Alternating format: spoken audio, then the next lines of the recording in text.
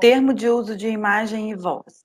As sessões coordenadas dos grupos de trabalho do 14º Encontro Clio Psique estão ocorrendo de forma remota via Microsoft Teams, serão gravadas e posteriormente publicadas no canal do YouTube do Laboratório de História e Memória da Psicologia, Clio Psique, do Instituto de Psicologia da UERJ.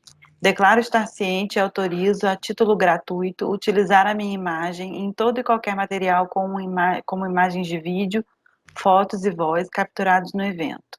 Os materiais poderão ser veiculados em qualquer época, sem aviso prévio, em qualquer tipo de mídia eletrônica vinculada ao Clio Psique, como sites, páginas em Facebook, Instagram, YouTube, Twitter, entre outros. Também declaro que essas imagens não violam os direitos de imagem e de privacidade do cedente, e que tenho ciência de que esse material constituído por imagens e sons pertence exclusivamente ao Laboratório de História e Memória da Psicologia, Clio Psique, do Instituto de Psicologia da UERJ. Rio de Janeiro, 5 e 6 de novembro de 2020. Tenemos que aceptar de alguna manera. Aceptamos estas condiciones. Aceito. Ok. Y en estos momentos está grabando, ¿verdad? Sí. Yo lo tengo como que está grabando. Bueno, muy bien. Sí. Gracias, Juliana.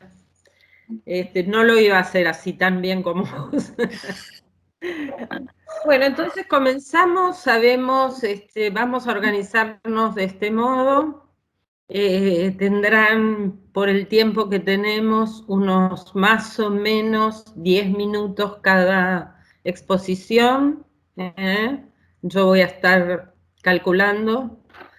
Y luego haremos porque la idea, digamos, de estos grupos de trabajo es menos tiempo de exposición y mayor tiempo en que podamos compartir y hacer apreciaciones y dialogar.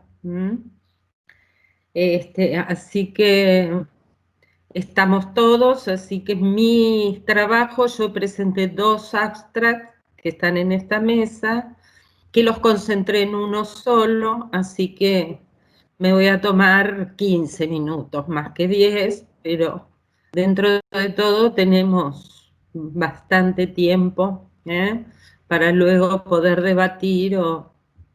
Así que yo diría que comenzamos. Me da pena no poder mostrarme, me había peinado especialmente, todo. No sé qué puede estar pasando, pero ahora lo voy a tratar de ver si lo puedo arreglar. Podríamos comenzar entonces con el trabajo de Freda, que se llama Figuraciones sobre el cuerpo femenino enfermo. Ahí está. ¿Lo pueden ver? Un análisis de los avisos publicitarios de 1922 en la revista Caras y Caretas, Argentina. Bueno, muy bien.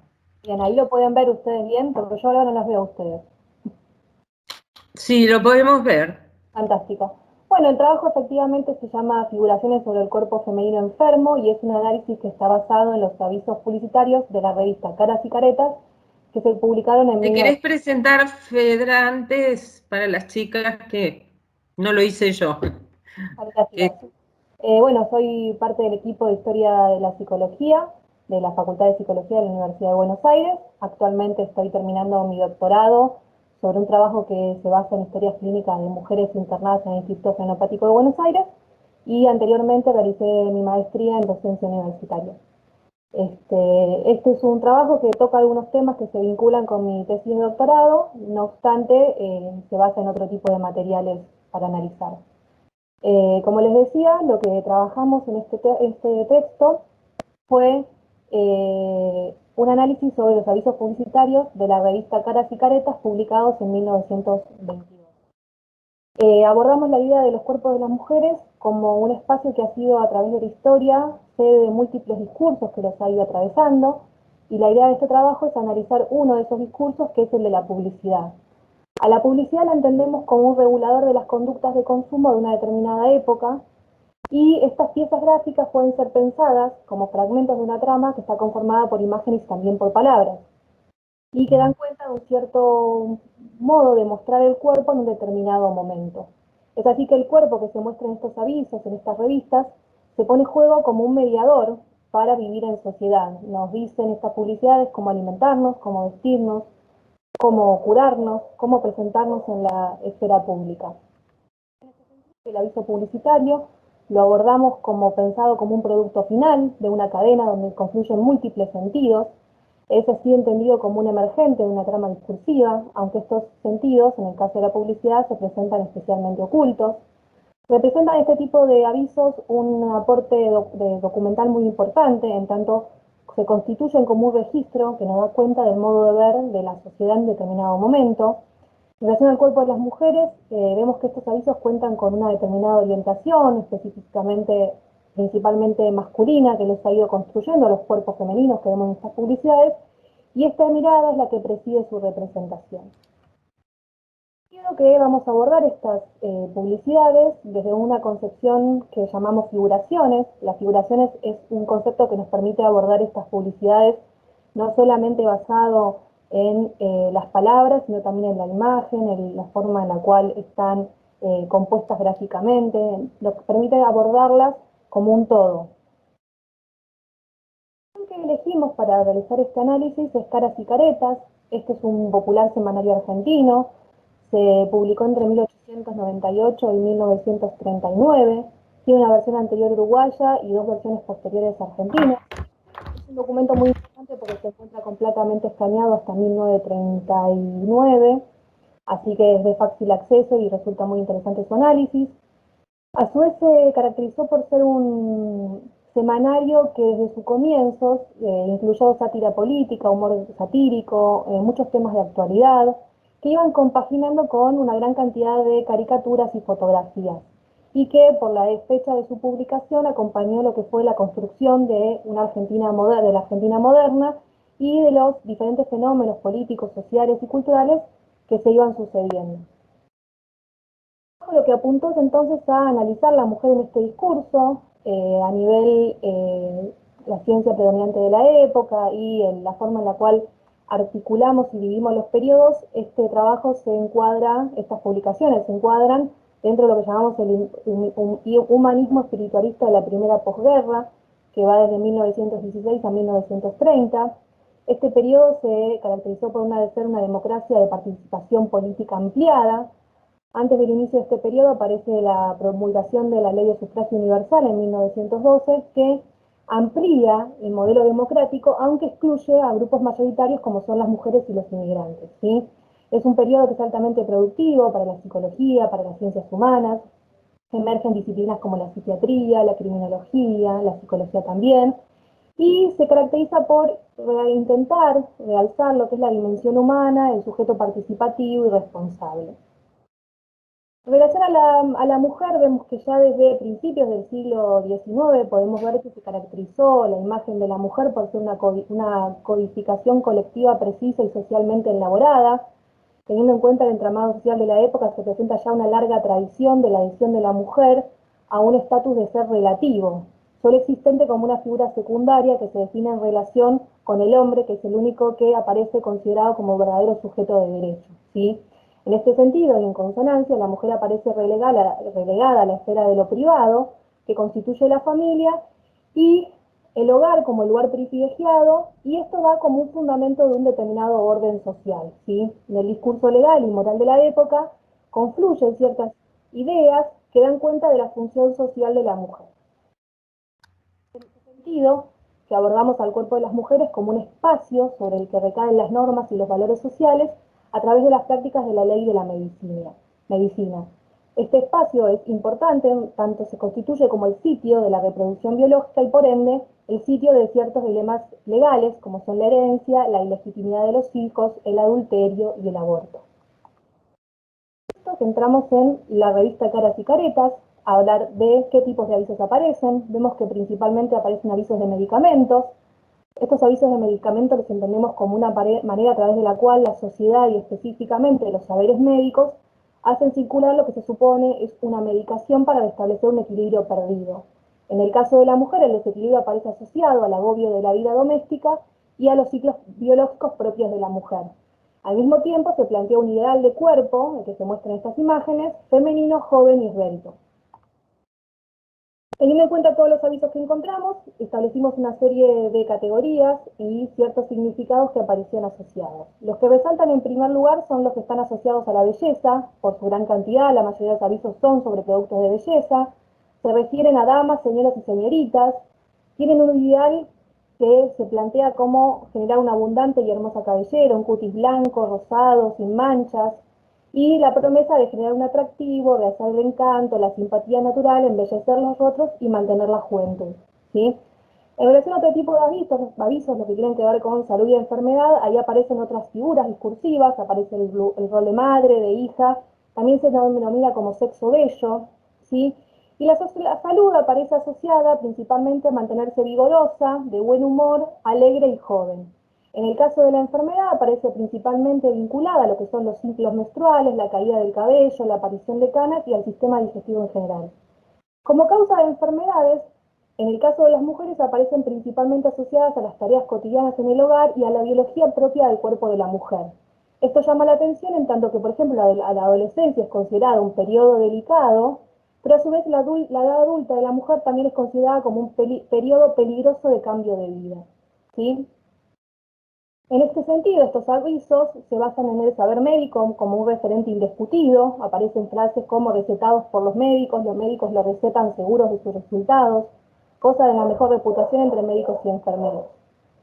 A su vez también aparecen ciertos roles y lugares asignados a las mujeres. Lo que aparece en primer lugar es el rol de madre, ella es la encargada de la alimentación, del cuidado del crecimiento de los niños y el desempeño escolar.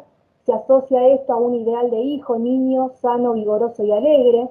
En un segundo plano aparecen las publicidades referidas a las esposas, se refiere a la mujer como la esposa de, y aparece asociada a cierto nerviosismo, a ser rara, a un cambio de parecer. Finalmente, la mayoría de las publicidades coinciden en el lugar de la mujer es el hogar, los plantean como un lugar natural de la mujer, y aparece limitada entonces a la esfera de lo privado, ¿sí? Y al cumplimiento de estas funciones, el cuidado de los niños, la cocina, la limpieza y el cuidado de la ropa. Una vez analizadas estas publicidades, llegamos a algunas conclusiones. El análisis realizado lo que nos permitió fue una reflexión sobre el lugar que ha tenido en la difusión en los medios masivos ciertas ideas sostenidas por la ciencia médica que se refieren al cuerpo de la mujer y a su función social, ¿sí? En el caso de la condición femenina, esta aparece asociada principalmente, afectada, digo, por el ser femenina, y la cura se presenta del lado de la medicina.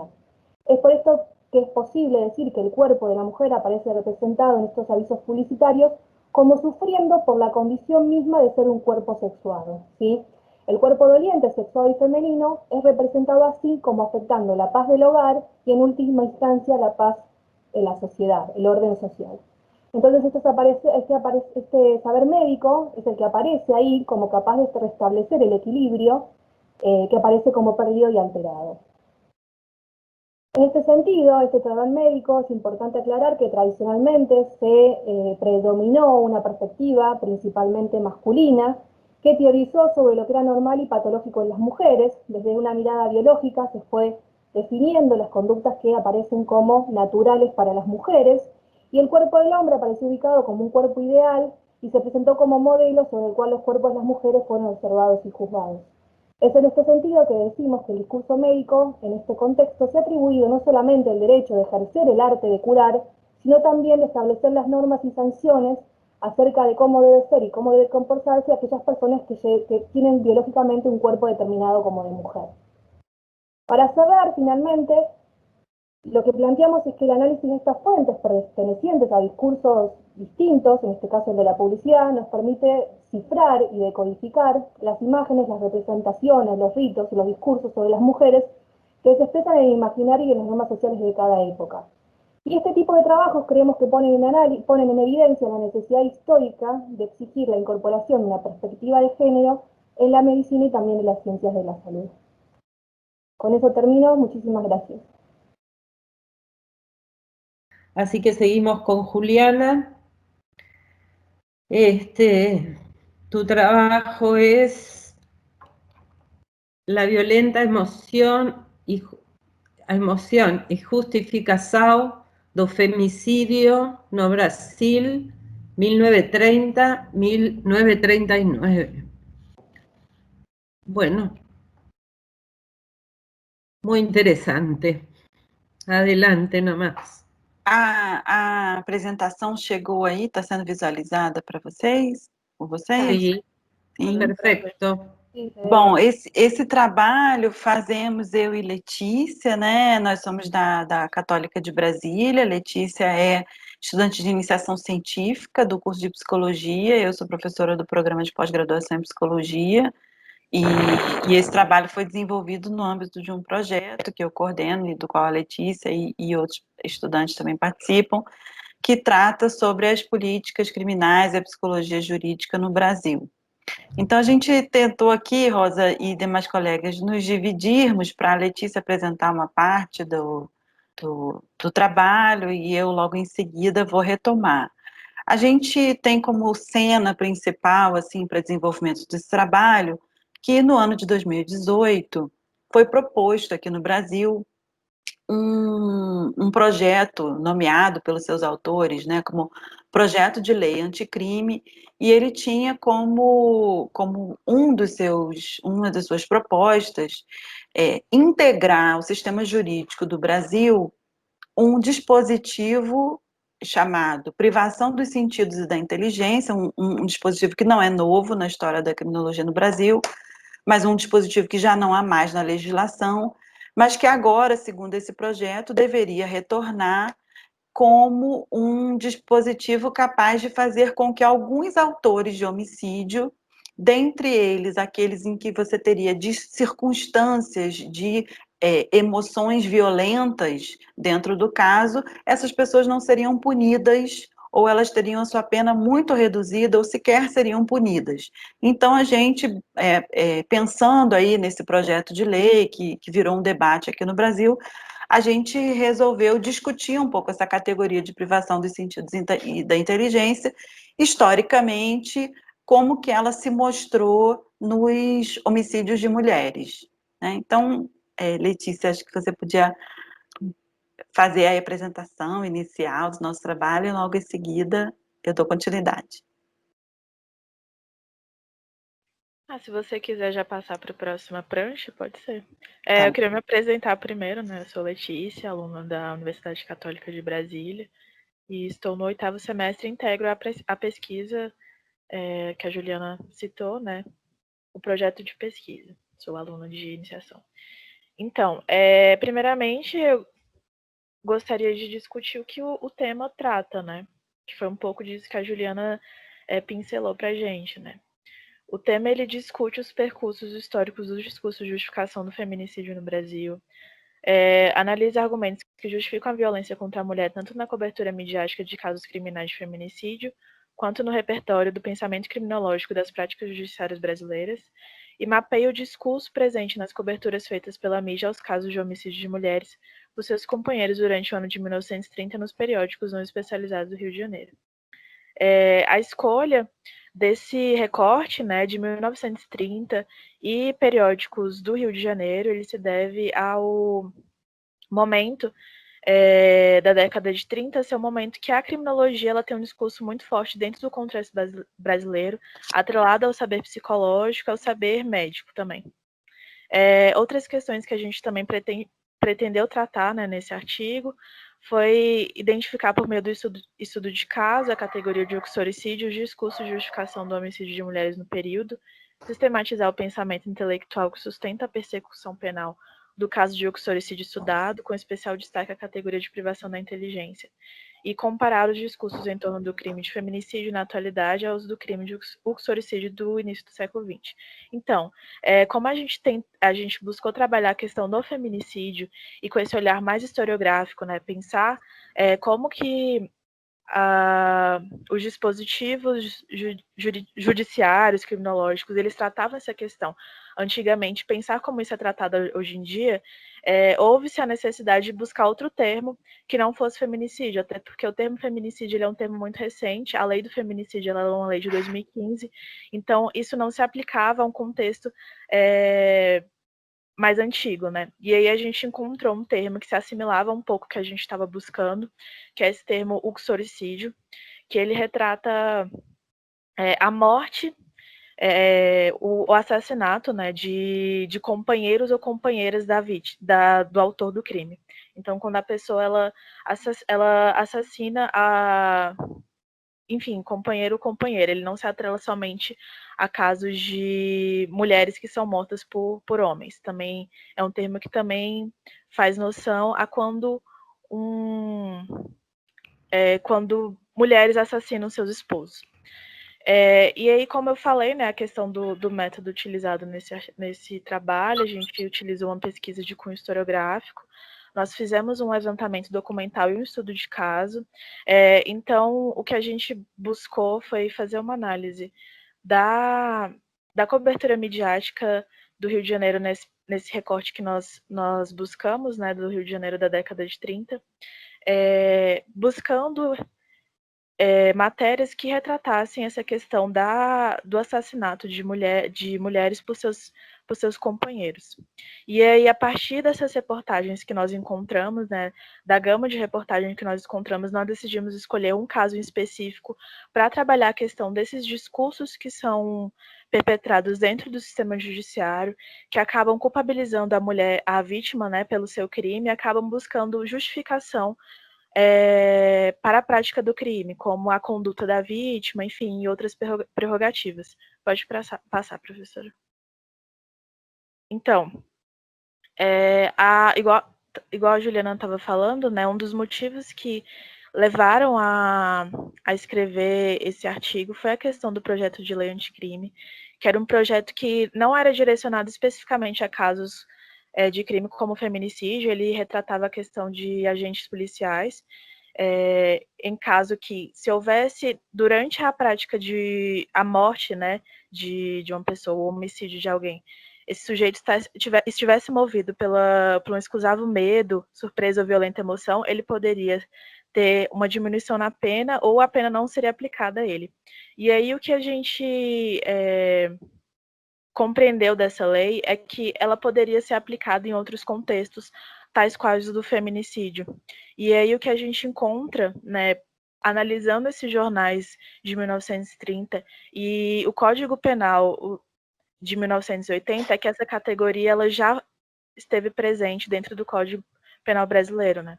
Como a categoria de estado de completa perturbação dos sentidos e da inteligência, que era uma categoria atrelada à questão da inimputabilidade e era recorrentemente utilizada em crimes, em que o sujeito alegava que durante a prática do crime ele perdia totalmente a noção do que estava fazendo, né? Ele era movido simplesmente pela emoção do momento.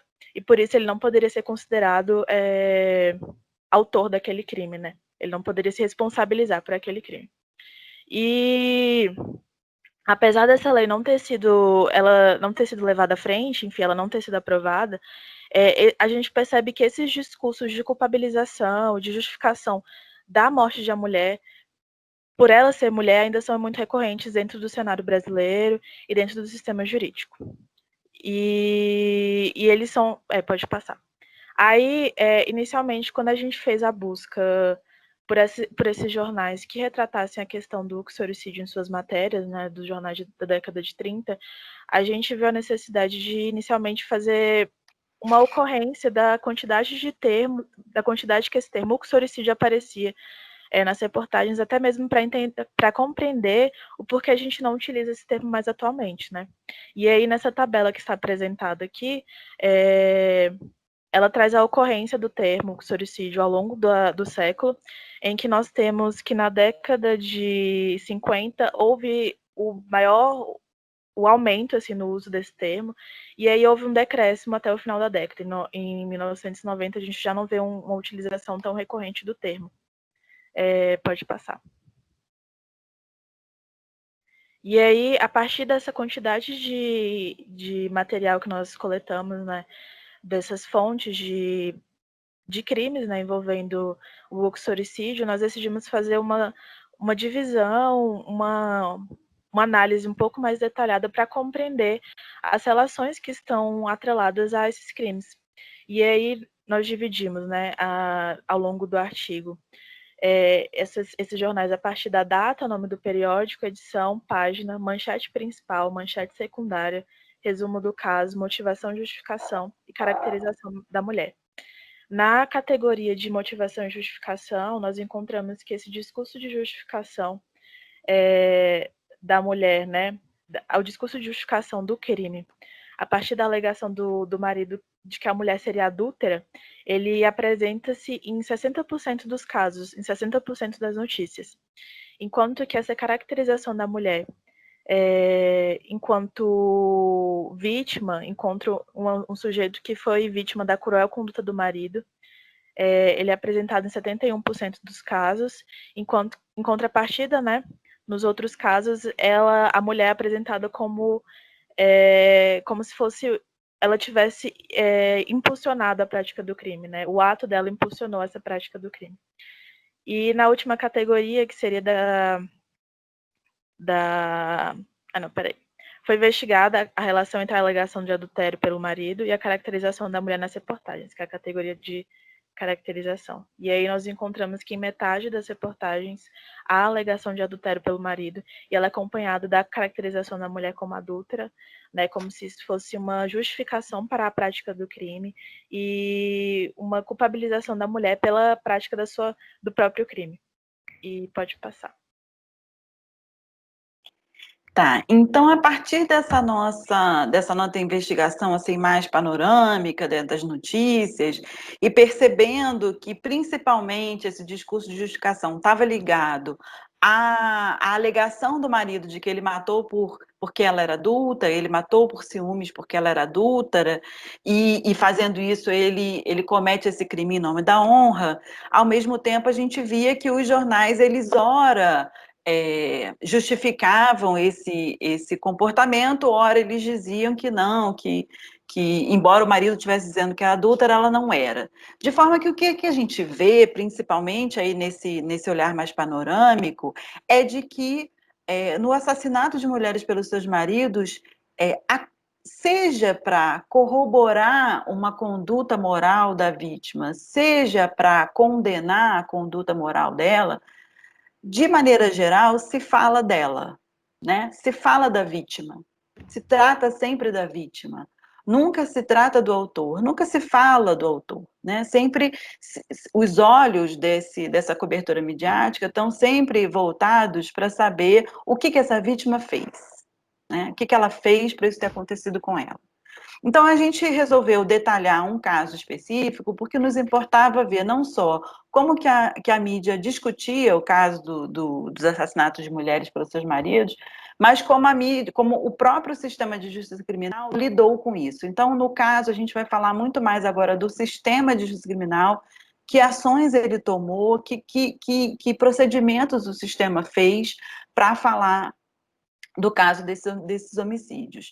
A gente escolheu um homicídio que tem características próximas do que a gente vê nos casos de feminicídio no Brasil. Primeiro, o homicídio da mulher no seu local de domicílio, ou seja, na sua casa, pelo seu marido, com utilização de arma de fogo e depois de repetidas queixas da mulher contra as violências que ela estava recebendo.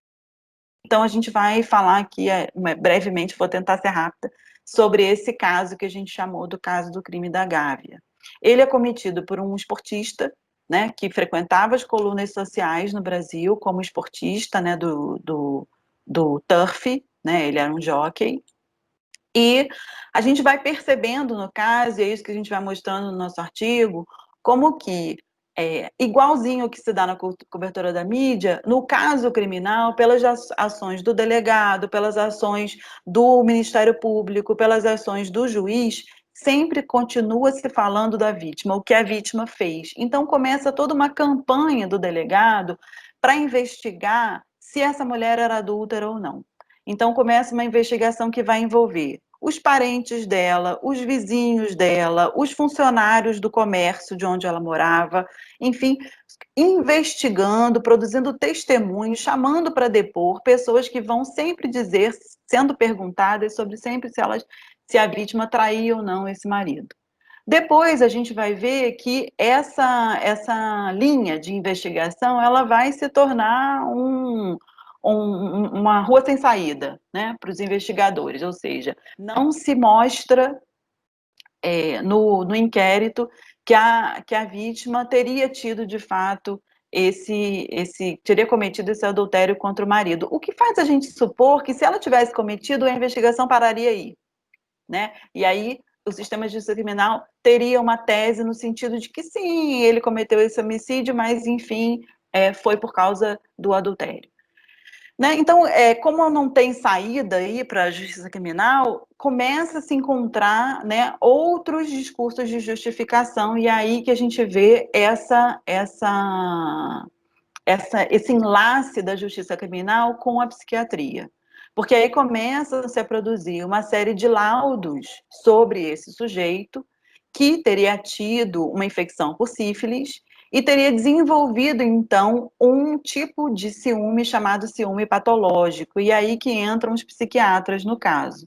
Esses psiquiatras, eles vão fundamentar a tese de que ele, sim, foi privado dos sentidos e da inteligência porque ele tinha uma espécie de amor mórbido, porque ele teria um ciúme mórbido. Essa é uma categoria que vai se assentar por uma nosologia chamada tabes dorsualis, que, gente, já tem vários pesquisadores da história da psiquiatria no Brasil que vão indicar também essa mesma categoria como sendo presente em muitos processos judiciais.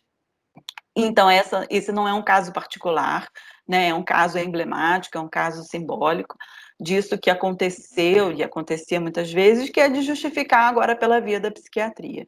De forma que, ao final, assim, o que a gente vai sustentar como conclusão desse trabalho é que há um processo de irresponsabilização dos autores e de culpabilização da vítima, seja com referência a essa conduta moral que se investiga de forma, um escrutínio, né, da vida da vítima.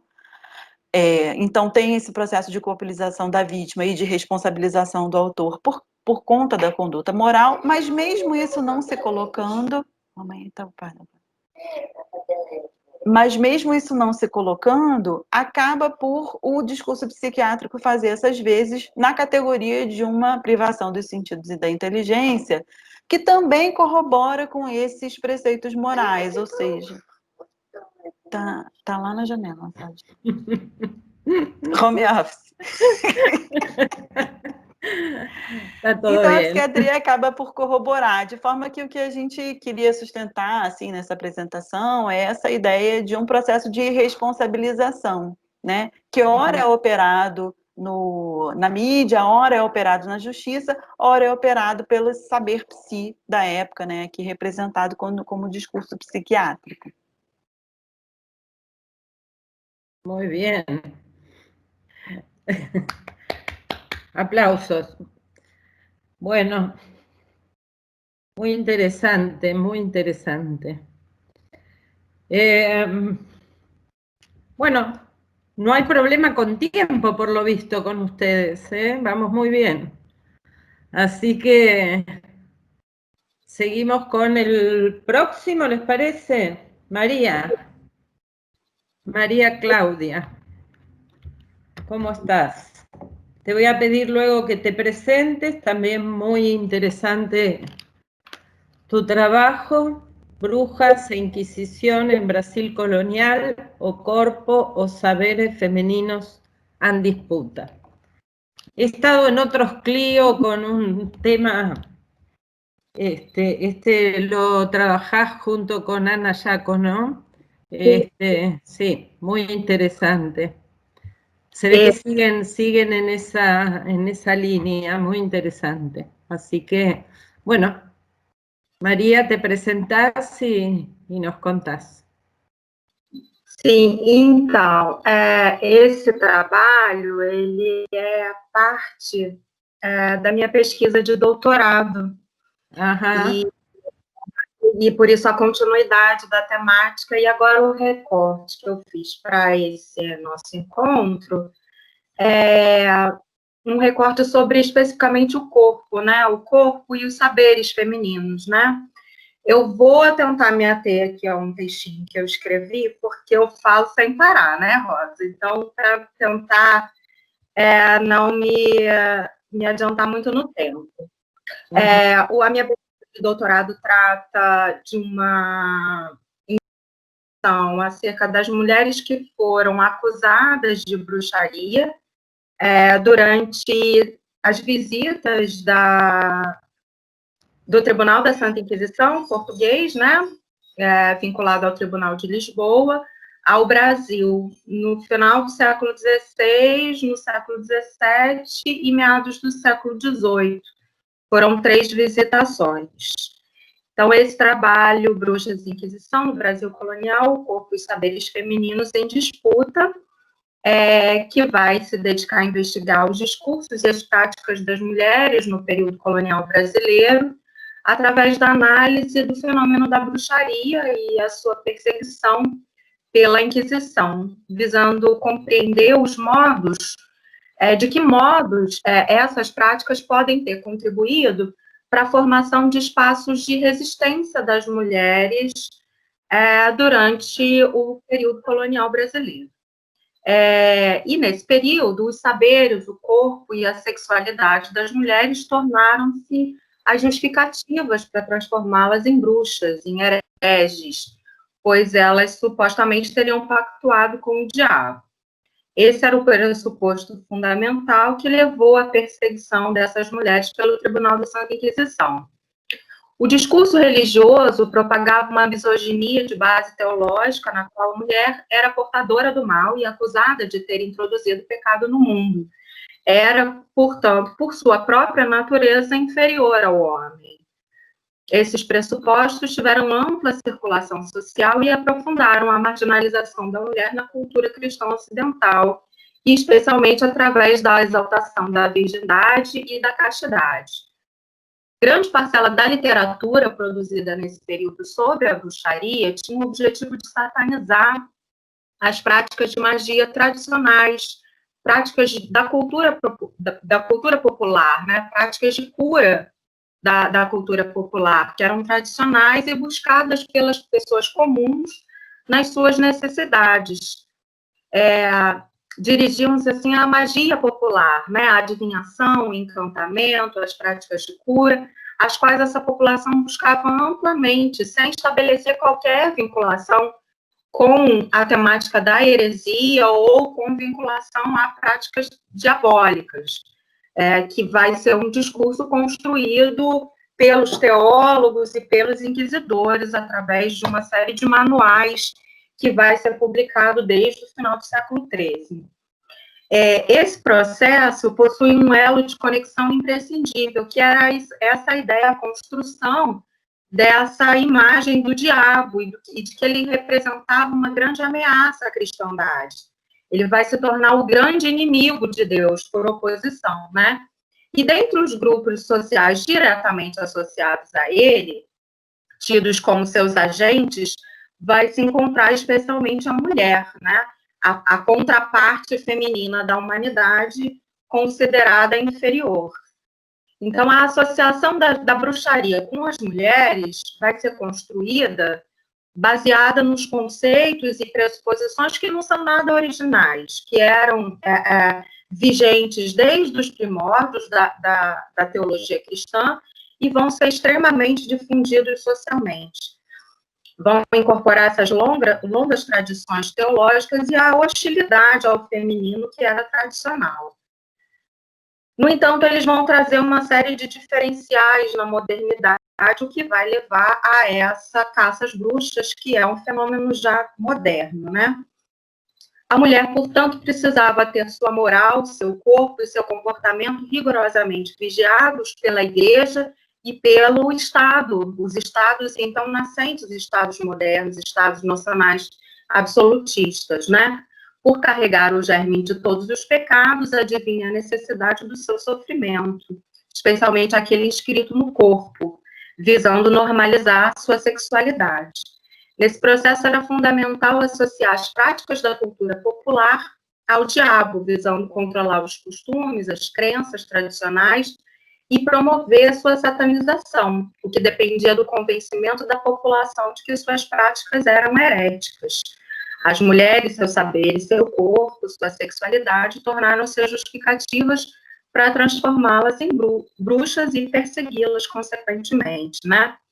O discurso que vai ser construído, portanto, é de que mesmo aquelas mulheres sábias, as bruxas consideradas boas, né, que praticavam uma bruxaria de cura de doenças, de resolução de problemas cotidianos, elas também estavam vinculadas ao demônio, já que o seu poder de cura não seria derivado de Deus, porque essa era uma prerrogativa da igreja e dos seus sacerdotes, né? Nesse caso, só poderia estar vinculado aos poderes demoníacos. Então, era preciso destruir a crença popular de que as bruxas que praticavam a magia para o bem, para a cura, eram tão heréticas quanto qualquer outra que causasse malefício. E no decorrer desse processo, as mulheres que exerciam certos ofícios tinham a precedência nas acusações. As cozinheiras, curandeiras, parteiras estavam particularmente expostas à perseguição. Acreditava-se, por exemplo, que as cozinheiras poderiam usar ervas, fabricar poções e ungüentos para fins mágicos na sua atuação nas cozinhas.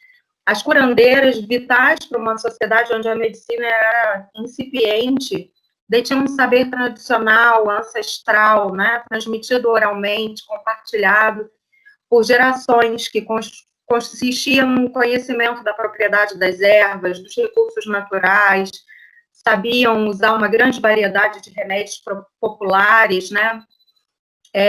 Eram geralmente respeitadas e procuradas nas suas comunidades, né? As parteiras, por outro lado, responsáveis pelo cuidado do corpo, do nascimento, da reprodução e da morte, possuíam saberes acerca das práticas sexuais e reprodutivas, com uso de ervas contraceptivas, abortivas, para o parto, aliviando as dores ou os riscos do parto, que eram muitos, né? Assim como ervas afrodisíacas. E aí, levando em conta que a sexualidade feminina, o desejo e o prazer sexual das mulheres eram eminentemente demoníacos, segundo o discurso do período, passaram também a ser perseguidas como bruxas. Especificamente falando sobre a questão do parto, ele era normalmente acompanhado por uma parteira no Brasil até o século XIX. Era um fenômeno exclusivo, um evento exclusivamente feminino, mas numa época em que a mortalidade natal e infantil era extremamente alta, o infanticídio também não era um fenômeno raro, a acusação de que a parteira havia matado uma criança por bruxaria era sempre um risco, né?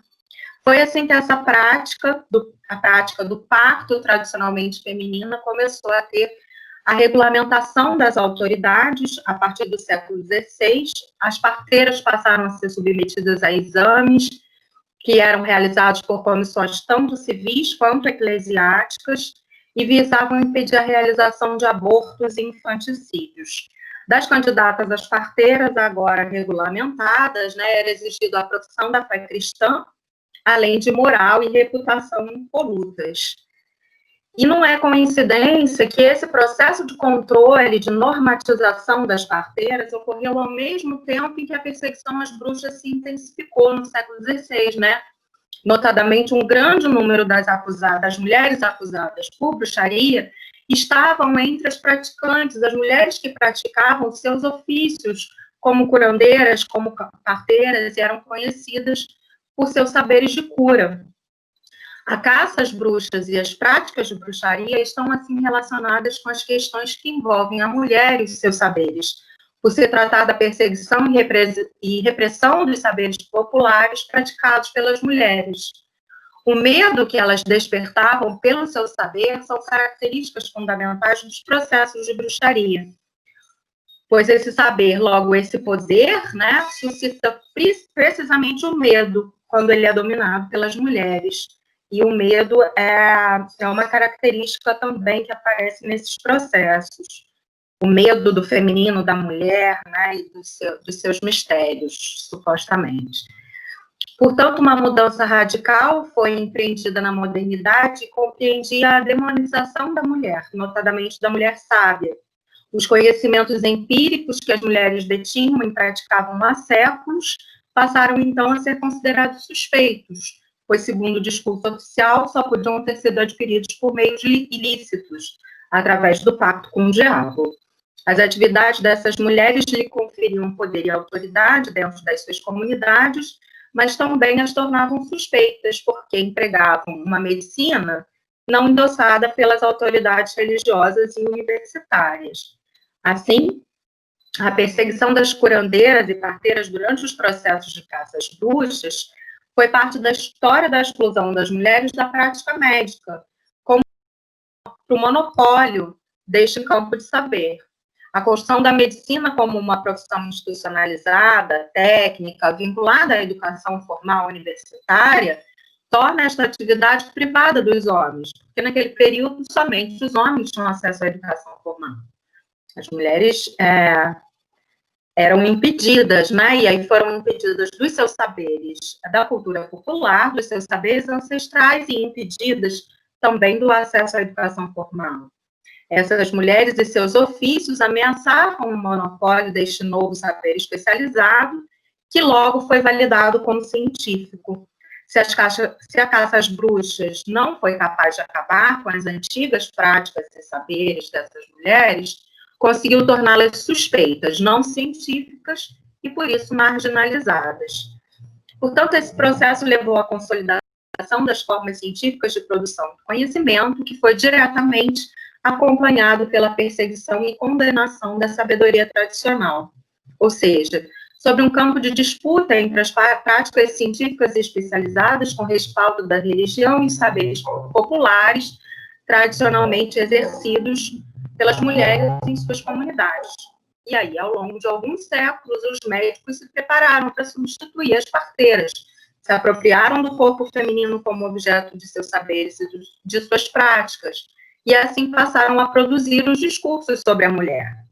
Tornados eventos médicos, o corpo, a reprodução, a sexualidade, a maternidade, o parto e os saberes femininos, desde então, não pertenceriam mais às mulheres.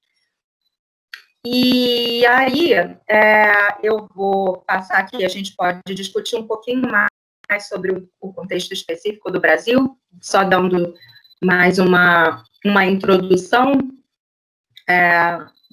do tema da minha pesquisa. E eu finalizo fazendo já uma reflexão, que é um tanto a conclusão dessa apresentação, mas fazendo também um link com as apresentações da Juliana e da Letícia e da Fedra, que é assim, vocês estão falando do século XX, né? Início do século XX, as 3 primeiras décadas do século XX, mas são questões atuais que levaram vocês também a pesquisarem no início do século XX, né? É um tanto que me fez a produzir essa pesquisa para o meu doutorado, e esse recorte aqui também uma questão específica com relação aos direitos reprodutores da mulher na contemporaneidade, né? E aí de pensar que tanto no século XXI, quanto no início do século XX, quanto no século XVI, a gente está falando das mesmas coisas, né? E aí eu encerro dizendo o seguinte: construções sociais tão potentes não se perderam por completo nos desvãos da trama histórica. Ainda ardem as fogueiras. As premissas da Inquisição não pertencem a um passado longínquo. O patriarcado permanece, no caso do Brasil, fundado sobre a moral religiosa. Evidencia-se a produção de subjetividades marcadas pelo controle da sexualidade do corpo das mulheres, justificando a misoginia e a violência. Assim, uma questão atual nos leva a perguntar ao passado: por que a permanência da hierarquia e da violência de gênero em um século povoado por conquistas femininas, né? É uma pergunta que fica. É isso, gente.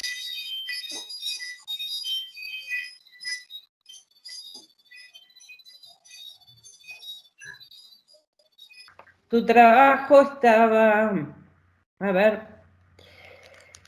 estaba último lo pasamos ahora, si después quedan los míos. Es a condenação moral do alcoolismo a seu encontro con la mujer. Muy bien. La condena moral del alcoholismo en su encuentro con la mujer. Mira, hago traducción simultánea y todo.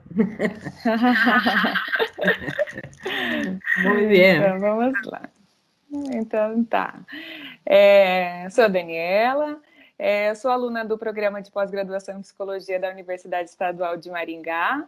E o que eu trago hoje para a gente conversar aqui nesse evento é um recorte da minha pesquisa de doutorado, orientada pela professora Maria Lúcia Boarini, e que integra as pesquisas realizadas pelo Grupo de Estudos e Pesquisa em Higiene Mental e Eugenia, o GEP.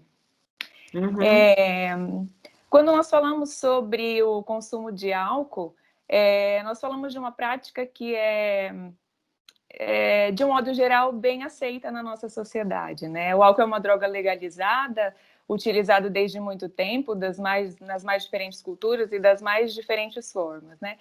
Entretanto, é um dos maiores problemas de saúde pública que a gente tem hoje, segundo a Organização Mundial de Saúde, está relacionado justamente ao consumo abusivo do álcool.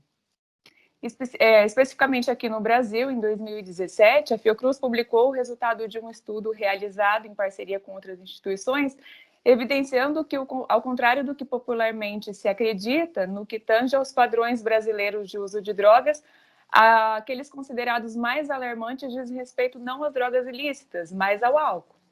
Há outras pesquisas também que corroboram com os dados apresentados pela Fiocruz e que têm evidenciado, inclusive, que as mulheres têm consumido cada vez mais bebidas alcoólicas, tanto que têm se aproximado estatisticamente dos homens, com uma forte tendência de até 2030 esses números se equipararem, dos homens e das mulheres, né? Os dados do inquérito telefônico feito pela Vigitel e apresentados pelo Ministério da Saúde mostram um aumento de mais de 40% no consumo abusivo do álcool feito pelas mulheres nos últimos 13 anos, da pesquisa feita do ano de 2006 até uma pesquisa realizada em 2019. Aqui o consumo abusivo sendo entendido como consumo de 4 doses ou mais numa mesma ocasião nos 30 dias que antecederam a pesquisa. No entanto, são poucos os estudos que tratam sobre a temática. Por muito tempo, o consumo abusivo e a dependência do álcool foram tratados como típico dos homens. Isso se justifica não porque eles aparecem em porcentagem maior nas estatísticas, mas porque muitos estudos, principalmente nos Estados Unidos, eram feitos tomando por base a população masculina. Além disso, a participação das mulheres nos serviços de atenção voltados para o consumo de álcool era e ainda é bastante pequena, o que já faz com que elas fiquem de fora de muitos dos estudos. E aí aqui eu quero chamar a atenção para esse fato.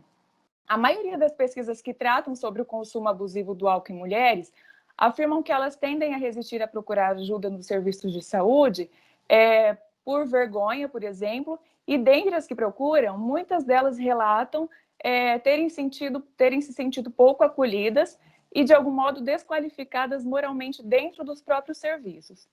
E aí, para a gente pensar um pouco mais sobre as concepções que norteiam esses serviços e que orientam as práticas dos profissionais que atuam dentro deles, dos quais podem estar os psicólogos, psicólogas, nós retomamos a história para conhecer os ideais sobre os quais foram construídos os primeiros serviços e os primeiros modelos de assistência ao alcoolismo no Brasil e as concepções sobre o consumo de álcool pelas mulheres. Desde o século XIX que o alcoolismo já aparecia como tema nas teses médicas aqui no Brasil, mas foi nas primeiras décadas do século XX que ele despontou como um problema de fato. Só um minuto. Nesse período, o Brasil vivia uma série de mudanças no cenário político, social, econômico, cultural, e ao mesmo tempo que o país precisava de uma população saudável para levar adiante os projetos da recém-proclamada República, de construção de uma nação forte, as condições precárias de saneamento, de trabalho, de moradia, por exemplo, em que as pessoas viviam sobretudo nos grandes centros, favorecia a proliferação de uma série de doenças e de tantos outros problemas, né? E não só a saúde física da população preocupava a elite brasileira. os chamados comportamentos desviantes, os vícios, as falhas morais, também era visto como uma ameaça ao estabelecimento da ordem e do progresso. As noções da psiquiatria organicista, os ideais da eugenia, da higiene mental que circulavam, sobretudo na Europa, nos Estados Unidos, chegaram até o Brasil e influenciaram os médicos brasileiros na identificação e no tratamento desses males. E aí, nesse contexto, o alcoolismo foi identificado como mal que oferecia grandes riscos de degeneração física e moral à espécie. A terapêutica indicada para o alcoolismo foi principalmente a internação psiquiátrica, que servia inclusive para manter aqueles que faziam uso abusivo do álcool afastados do convívio social, minimizando assim as chances deles se proliferarem. Ainda que num número significativamente menor, se comparado aos homens, as mulheres também foram internadas em função do alcoolismo nesse período, o que ia de encontro ao ideal de mulher que os higienistas ajudaram a construir. A mulher, mãe, esposa, abnegada, devotada integralmente à família, guardiã da moral, do lar, foi recrutada pelos médicos para estar ao lado deles na cruzada antialcoólica. Eram vários os convites que eles faziam a elas nos jornais, nas revistas, apelando justamente para esses predicados que eram pregados como naturais. Nem todas as mulheres correspondiam a esse padrão. Muitas, em função das longas jornadas de trabalho, precisavam deixar suas casas e filhos por horas. Sobre os ombros delas pesava a suspeição, mas também a responsabilidade de zelar, inclusive, para que seus filhos e maridos não incorressem no alcoolismo, já que o hábito de consumir bebida alcoólica era visto com maior preocupação quando praticado pela classe trabalhadora, em função dos prejuízos que acarretava. Mas o que dizer, então, da mulher que consumia álcool e que fazia em demasia, né? Esse comportamento colocava a mulher do lado oposto daquela imagem de mulher mãe rígida. Nessa época já se sabia dos prejuízos que o álcool podia acarretar ao feto, no caso, quando consumido no período gestacional, e também da sua incompatibilidade com a amamentação. Logo, o consumo do álcool comprometia diretamente o exercício da maternidade, desviando a mulher de seu destino natural e colocando-a, portanto, no campo da anormalidade, né? Além disso, a associação entre o alcoolismo e a prostituição também era bastante frequente, evidenciando um lado obscuro da figura da mulher que figurava no imaginário social e que precisava ser combatido. A mulher que bebia, então, se tornava propensa à imoralidade, à liberdade sexual e ainda era acusada de desencaminhar os homens. Então, ao sucumbir aos prazeres do álcool, a mulher faltava, portanto, com seus deveres de mãe e de esposa. Esse era o discurso médico do período, né? Então, mais de 100 anos depois, o consumo do álcool, mesmo sendo reconhecido hoje como um problema de saúde pública, carrega ainda o estigma da falha moral, sobretudo no caso das mulheres, por quem a sociedade demonstra uma menor tolerância. Isso se confirma com o aumento nos últimos anos, como a gente tem visto, né, do financiamento público de vagas em comunidades terapêuticas, a maioria delas com fortes tendências religiosas que visam a segregação do sujeito e sua disciplinarização. E aí isso vem no bojo de um movimento conservador, que é afinado com o autoritarismo e com a intolerância a diferenças, que favorece inclusive a reprodução do sexismo e da misoginia. O preconceito, a desqualificação moral que a mulher sofre, principalmente a mulher, né, nesse caso que faz uso abusivo do álcool, está relacionado à ideologia de uma suposta natureza feminina, tal como a defendida pelos higienistas, que quando presente nos serviços de saúde, pode não só inibir essas mulheres a procurarem ajuda, mas podem também reforçar esses padrões que as oprimem, e que isso nada tem a ver com as práticas de saúde mental. É isso, obrigada. Muy bien. Gracias, Daniela. Bueno, entonces, mi querida Fe, ¿podrías ponerme mi power o así nomás? Te comparto el power, Rosa. Bueno, muy bien. Qué bueno. ¿Cómo lo pasamos? Vos me decís que pase y yo paso. Muy bien. Bueno, También me presento, Rosa Falcone, de la Universidad de Buenos Aires. Voy a tratar de hablar despacio para que se me entienda. Como les decía, hice 2 abstracts porque están muy relacionados, pero en el día de hoy voy a presentar, por supuesto, una síntesis. Me voy a tomar mi propio tiempo. Bueno, avanzamos entonces. Fedra, ¿lo pongo yo? ¿Lo puedo poner? Bueno, el trabajo se llama Las feministas y sus debates a través de las revistas argentinas de la primera mitad del siglo XX. Bueno, yo estoy trabajando, ahí está, gracias. Estoy trabajando hace un tiempo con el tema revistas, varias revistas escritas por mujeres, porque hay mucho de la participación de las mujeres durante esta primera mitad del siglo XX, en este caso me voy a centrar en la década del 30, mucha de la actividad de las mujeres se podía canalizar a través de organizaciones de diferentes signos que se expresaban a través de revistas, por eso me parece interesante. Entonces, junté los 2 trabajos porque encontré 3 grupos fundamentalmente a partir de las revistas en donde publicaban, que era un grupo de las mujeres socialistas, un segundo grupo de mujeres liberales, ahí tomo la figura de Victoria Ocampo, no sé si la conocerán, pero era la editora, la escritora, digamos, y estuvo al frente de la revista Sur, donde escribía Borges. Y luego se me ocurrió entonces agregar una tercera corriente, que es la corriente integrada por las mujeres católicas. De cada una de estos 3 grupos tomé alguna de las revistas, que es el modo. Pasamos la siguiente, Fedra, por favor. Gracias. Porque detectamos, qué es lo que yo detecto, y por eso hablo de debates. Detecto que hay algunas dificultades, o más bien dificultades, debates, bastante fuertes entre los 3 grupos de feministas, a través de las revistas. Bueno, me propuse trabajar con algunas por considerar que nos brindan la posibilidad de analizar los debates y visiones contradictorias entre las feministas, que tal vez representan ideologías diferentes. Las revistas son documentos que ofrecen la posibilidad de abordar los debates de estas mujeres de primera mano.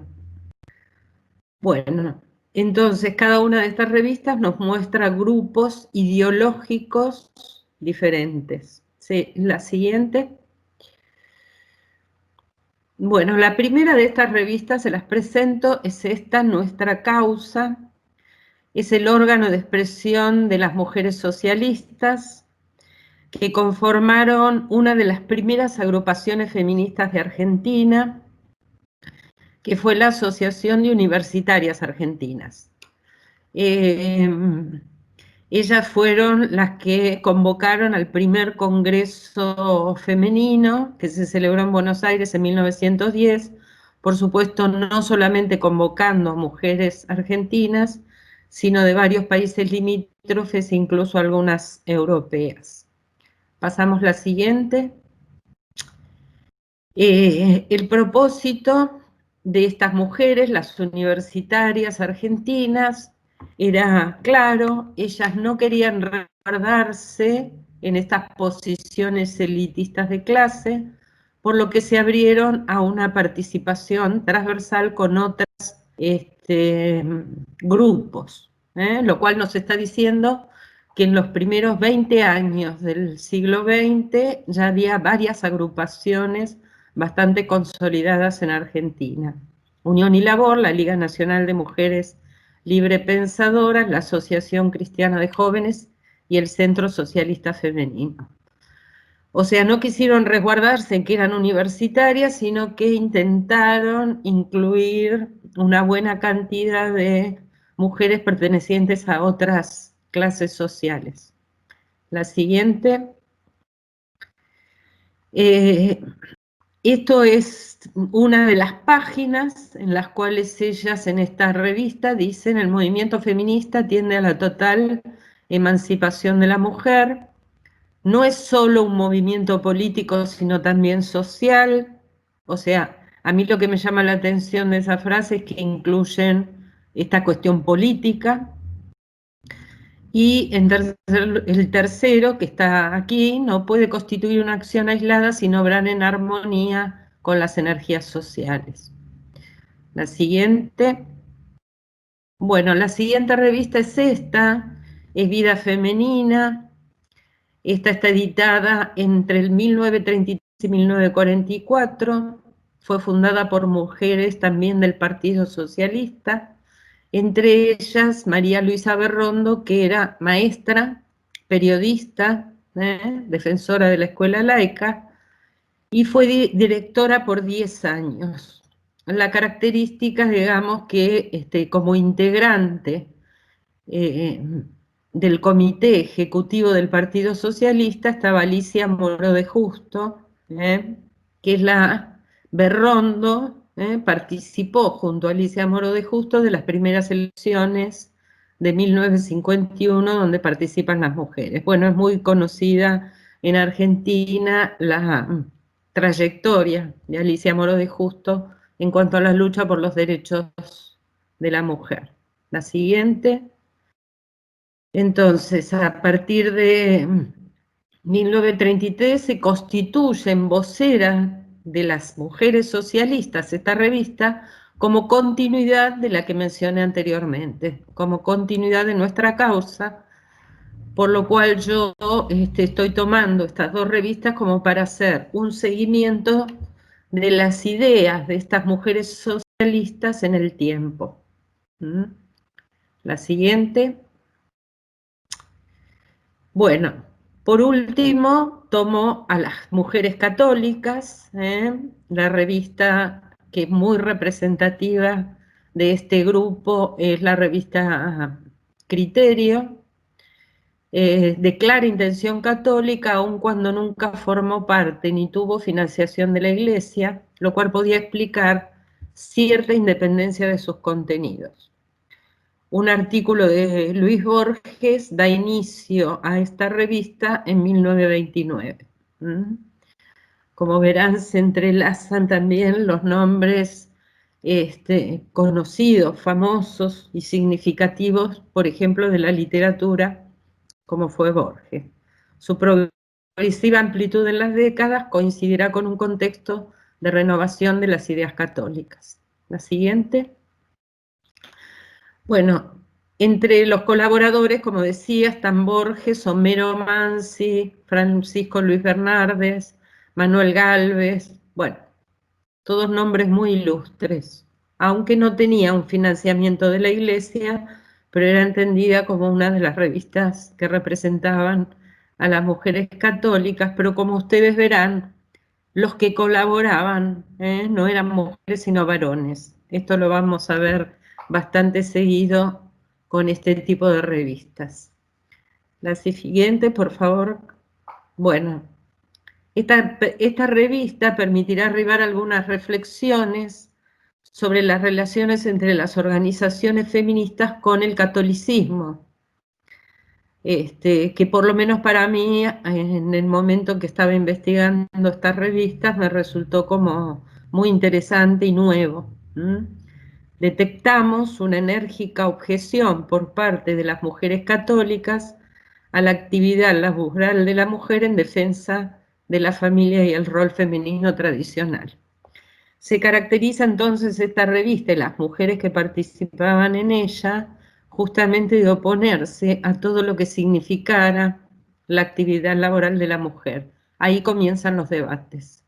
La siguiente. Bueno, por último, finalmente me interesó establecer en esta investigación articulaciones con la revista Sur, dirigida por Victoria Ocampo, que se crea en 1931, es decir, que constituyen un pool de revistas que son todas de la misma época. La particularidad de Sur, y me fui a ver esta revista, primero porque estaba interesada en Victoria Ocampo, y luego porque justamente encuentro en la revista Criterio que cuando se inicia la revista Sur en 1931, las mujeres católicas de la revista Criterio la publicitaron. Bueno, la siguiente. Aquí la tenemos a Victoria Ocampo. La revista Sur permite indagar sobre la importancia de la figura de Victoria Ocampo a partir de la fundación de la Unión Argentina de Mujeres. O sea, Victoria Ocampo se la conoce bastante al frente de la revista Sur, pero tal vez no tan conocido, porque estuvo menos tiempo, es la fundación de este grupo, de esta asociación, que es la Unión Argentina de Mujeres, a la que presidió durante 2 años, entre 1936 y 1938. Aquí nos interesa esta revista entonces para integrar a estos debates entre las feministas el debate de las mujeres liberales, que evidentemente representa, por lo menos para mí en esta investigación, representa Victoria Ocampo. En su defensa de los derechos femeninos, Victoria recurría frecuentemente a la valoración de la cultura y los ideales tradicionales de la mujer, así como resaltaba las opiniones de intelectuales y pensadoras de reconocida trayectoria. Bueno, es muy conocida la amistad que ella tiene con Virginia Woolf. Bueno, la siguiente. Los debates, entonces, están presentadas las revistas, la revista Criterio, la revista Vida Femenina, Nuestra Causa y la revista Sur. Y acá quiero, muy abuelo de pájaro, comentarles lo que yo descubro de por qué debatían, cuáles eran las discusiones entre estas mujeres que presidían y que llevaban adelante estas distintas revistas. Las discusiones venían alrededor de las leyes acerca del lugar de la mujer. Lo primero que se tenía respecto del lugar de la mujer es el Código Civil de 1869, que hablaba de la incapacidad civil de la mujer casada. Esta mujer casada estaba, según este código, sometida a la autoridad de su marido. El marido era el representante legal y a cargo de todos sus bienes. Luego se presentaron una serie de proyectos, nunca tuvieron éxito.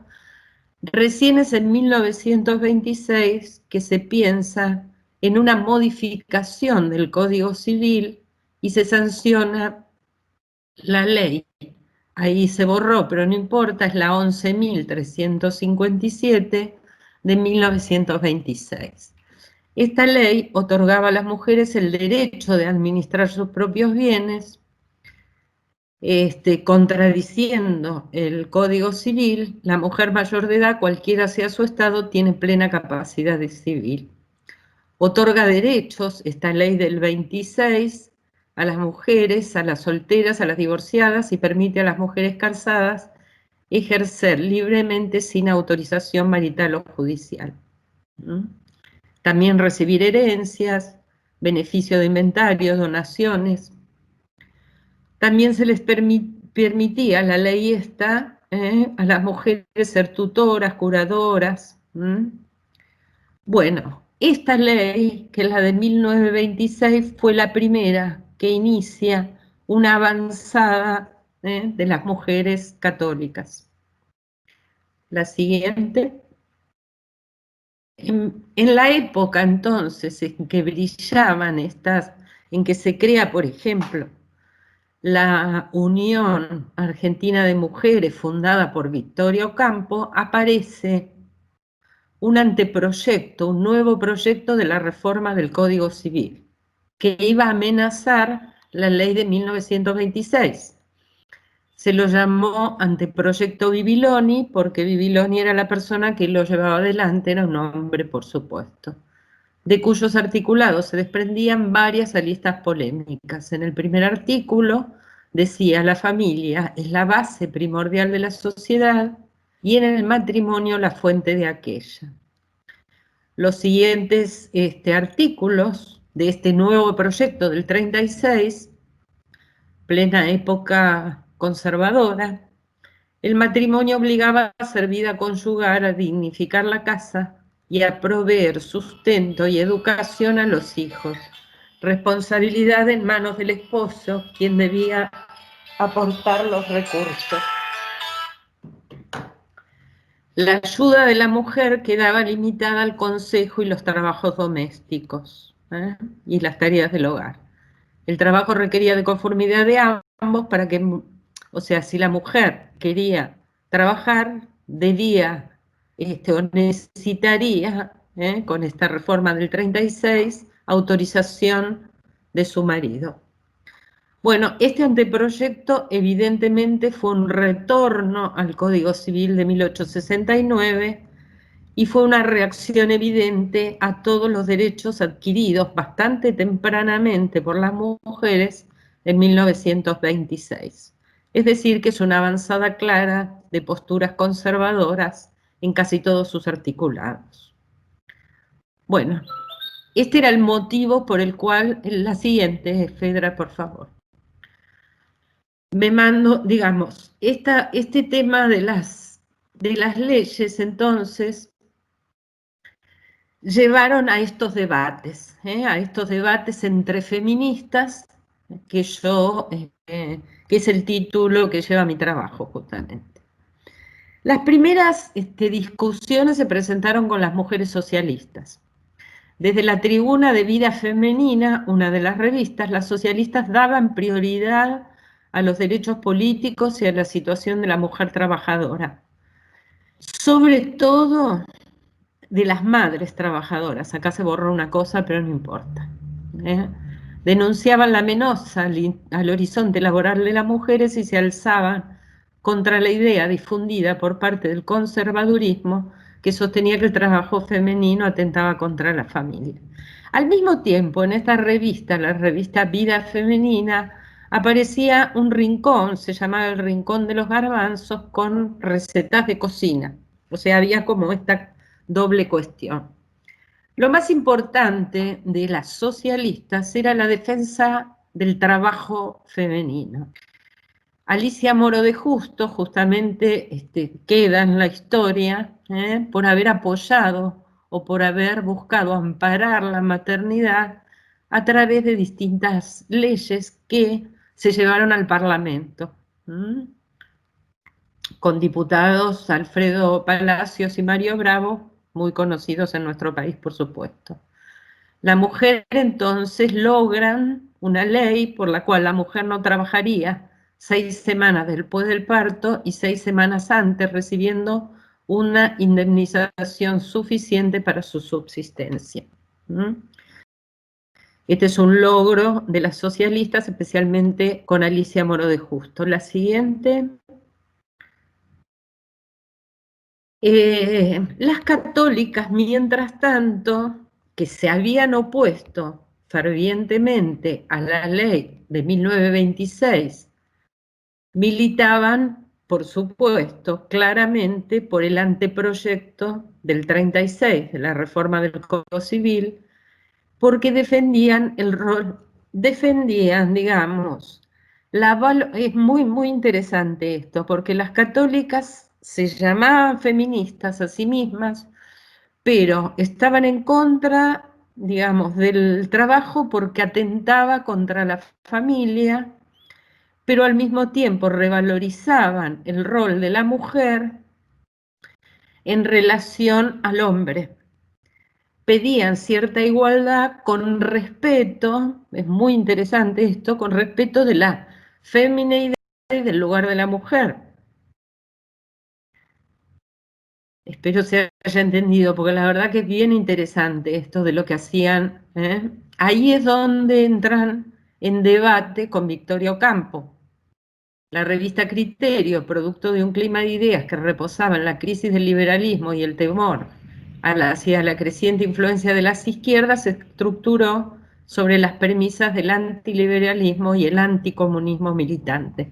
Pero esta revista en contra de las izquierdas, en contra del comunismo y en contra, por supuesto, también de las socialistas, lograban defender el anteproyecto de 1936.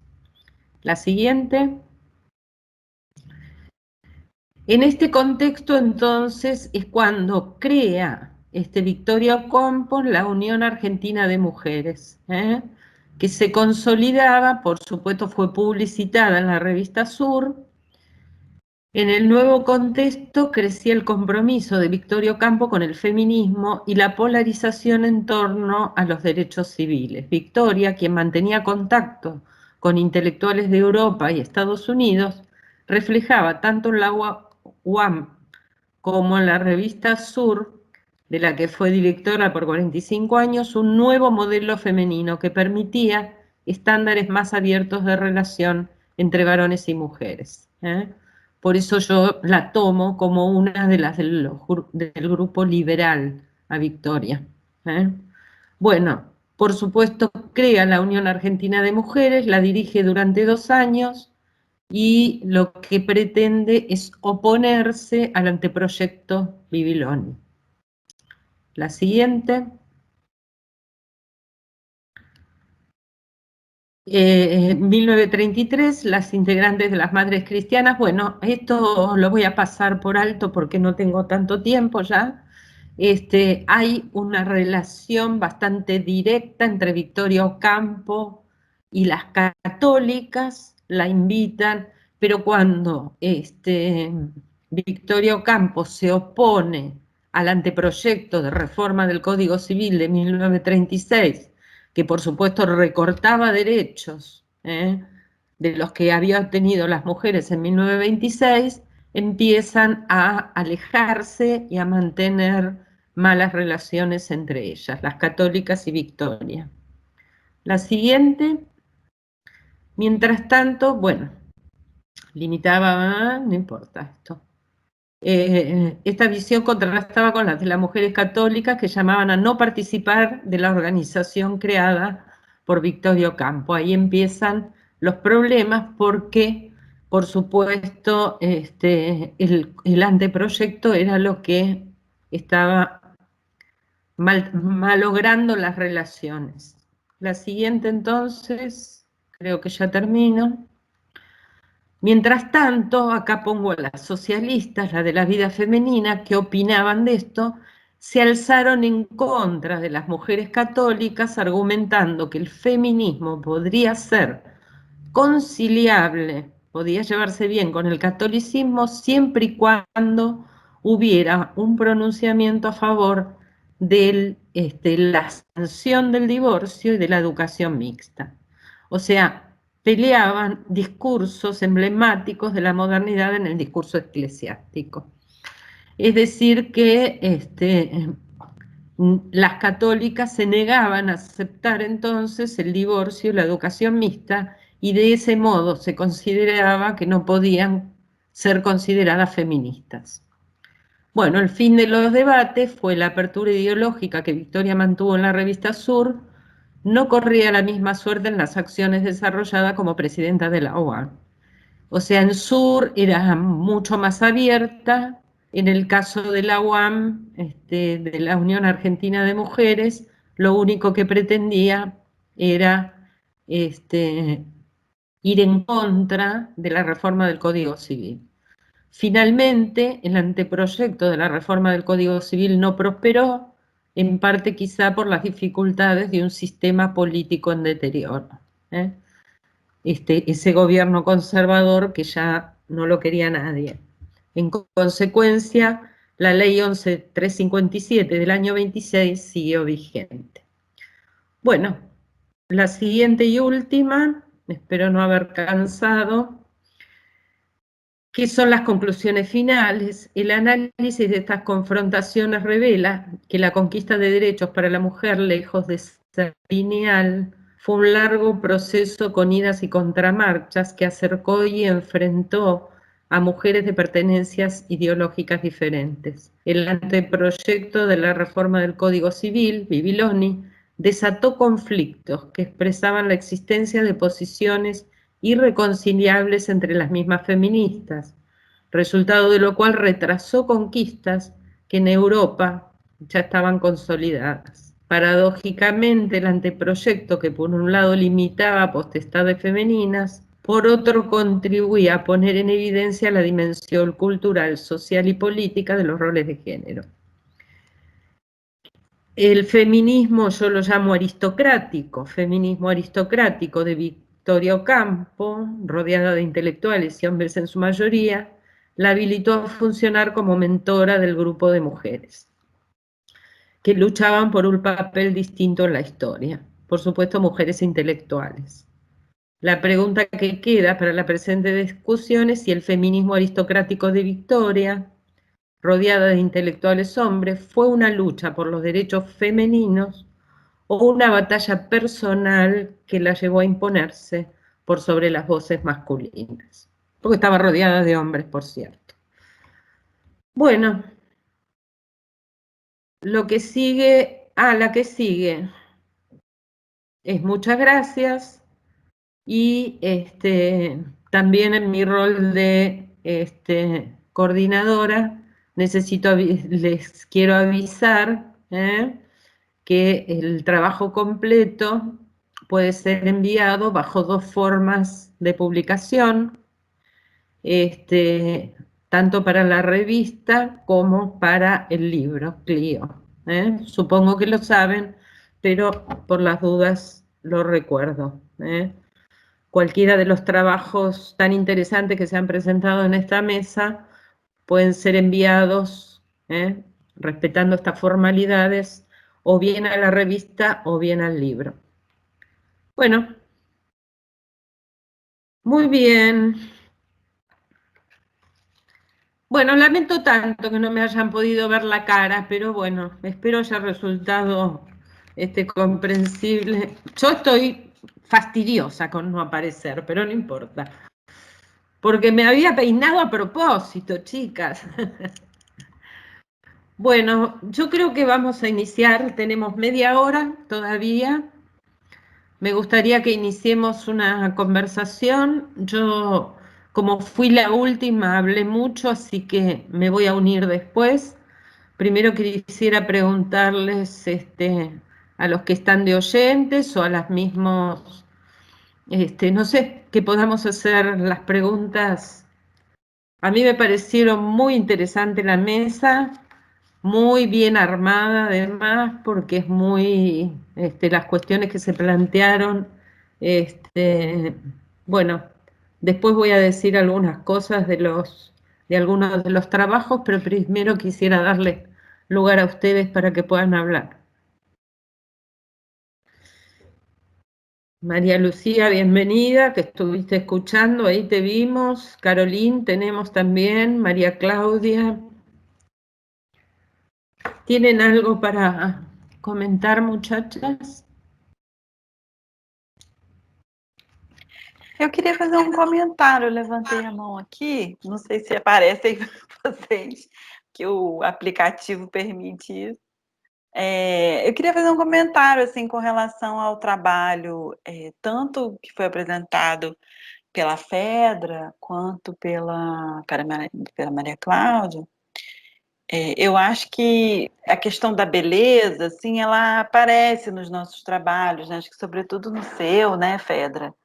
E eu queria, assim, só fazer um comentário, assim, meio que fazendo uma interlocução dos 2 trabalhos, porque a gente vê que no trabalho da Fedra, né, a beleza é um dispositivo de controle, né, assim como um mandato da beleza, né, a Fedra mostrou isso, mas ao mesmo tempo aparece como esse perigo, né? E no caso que a gente trabalhou, em que trabalhamos eu e Letícia, Isso também aparece, embora a gente na apresentação não tenha se dedicado muito a falar, exatamente porque eu achava, lendo os resumos, que a gente podia fazer um debate sobre isso, porque um pouco o discurso de justificação desse uxoricídio, ele também era por causa da beleza da vítima. Então tem, assim, alguns momentos em que a cobertura da mídia vai dizer que a vítima, a fatalidade, os olhos negros que mentem e matam, é uma das manchetes do caso, né? Os olhos negros que mentem e matam, assim, como se essa beleza dela fosse, inclusive, um elemento com o qual os homens não podiam lidar, e aí por isso ficavam enfeitiçados por ela. E ela lembramos, né? Ela é morta. Esse olhos que mentem e matam é de uma pessoa que foi morta. É esse o nível, né, assim, do enlace discursivo que acaba por produzir um efeito de desqualificação, né, da vítima, de responsabilização e de culpabilização dessa vítima. Então, achei que isso, enfim, podia ser um elemento de enlace aí dos nossos trabalhos, né, desse feminino que fica no lugar ali do perigo, e inclusive esse perigo é utilizado para justificar a violência. Ujú. Sí, me parece que lo que plantea Juliana es muy interesante. La belleza es algo que creo que atraviesa muchas épocas. Cada época determina algo distinto. Y siempre que nos preguntamos sobre la belleza, me parece la belleza ante la mirada de quién. Cuando yo analizaba las publicidades de estas de 1922 y veía cuál era el ideal de cuerpo bello que se planteaba un cuerpo que no es el de la mayoría de las mujeres. Esa idealización, aparte de ser una idealización y un inalcanzable, es una belleza que no existe, porque se plantea una cabellera larga, una piel clara, una mujer que que no esté afectada por sus ciclos. O sea, casi la belleza del cuerpo de una mujer es que no sea mujer. Por eso se plantea que el cuerpo, y se considera como patológico, como enfermo, todo lo que tiene que ver con su propia forma sexuada de ser mujer. Entonces, es claro que la idea de belleza está puesta en una mirada masculina, no por otra forma de pensar la belleza que puede ser por la forma en la cual la persona se autopercibe, cómo se siente, cómo es un cuerpo que es saludable porque la persona que lo porta se siente saludable. Entonces, es necesario poder desarmar estas imágenes que nos aparecen como icónicas y que se presentan como un ideal a alcanzar, que en realidad no están haciendo referencia a la persona misma y cómo se siente, sino a una mirada de un otro masculino que plantea un tipo de cuerpo. Un tipo de cuerpo que aparte es un cuerpo jovial, casi pseudo-infantil, cercano a algo más infantil, no el cuerpo de una mujer que está más armada, construida, que es una mujer, no una niña o una joven, ¿sí? Entonces me parece que eso es muy importante. Quería agregar algo después. Dale. Me parece que entonces es un concepto de belleza que requiere mucho trabajo de desarmarse porque tiene una historia muy larga de estar al servicio de ciertas miradas, especialmente masculinas, y no al servicio de las mujeres, de cómo ellas se ven y cómo ellas se sienten. Sí, porque yo trabajé especialmente la cuestión esta, digamos, de publicidades y moda, especialmente en la década del 30 en Argentina, ¿no? Que coincide con el auge de lo que sería la higiene mental, la higiene, ¿no? Las ligas de higiene, todo este tipo de, digamos, de intervenciones médicas. Y el ideal de belleza estaba muy enlazado a este tipo de instituciones, ¿no? O sea, digamos, cómo la belleza se transformaba. Yo tengo un trabajo de estereotipos también femeninos, que decía, mujer bella, mujer sana, ¿no? Como que, ¿no? Fedra, como que la salud era aquello que te determinaba, por ejemplo, determinadas, o sea, tomar leche, ser fuerte para sostener, digamos, para la crianza de los hijos, o sea, como un discurso, discursividades acerca de la belleza que tiene más que ver con un criterio médico, ¿no? Probablemente, agregando a lo que interpretaba, que está muy bien Fedra, pero agregado a eso, además el criterio médico, ¿no? Bueno, eso nomás. Quería agregar al... Sí, quizás es muy simple pensar que en todos los periodos se fue dando de la misma manera porque cada periodo tiene sus características, su ciencia predominante y bueno, cuestiones sociales y políticas que están en juego. Entonces sería muy simplista plantear que en todos los periodos se ha dado de la misma manera.